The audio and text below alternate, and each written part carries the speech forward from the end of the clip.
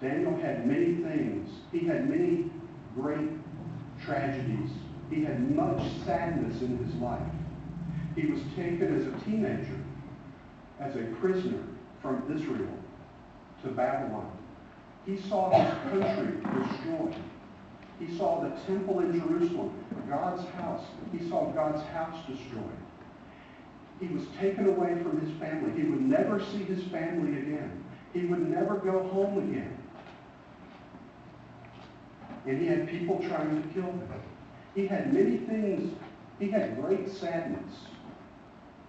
But look what it says. He thanked God. He had great sadness, but he had great thankfulness. Why could he have great thankfulness when he had such sadness? He knew that God loved him. He knew that God loved him. God kept him safe.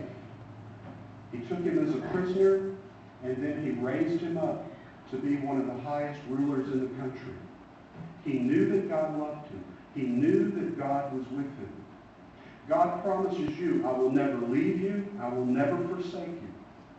That is one of God's great and precious promises. He will always be with you. Sometimes all we have are God's promises. Sometimes that's all we have. We don't have money. Maybe we're so far away from home. Sometimes we feel like I don't have anything. But we always have God. And we always have his promises of his love and his care for us. God gave Daniel friends. He gave him other people that were faithful to God, that would be his friends.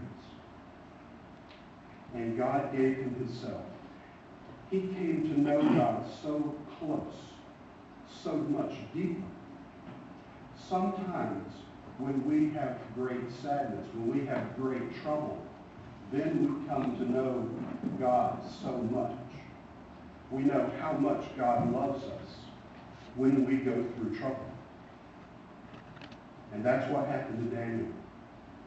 He came to know God so much more because he had to go through hard times. But then he knew how much God loved him. And so Daniel worshiped God. He always worshiped. He was not afraid of him, and he thanked God.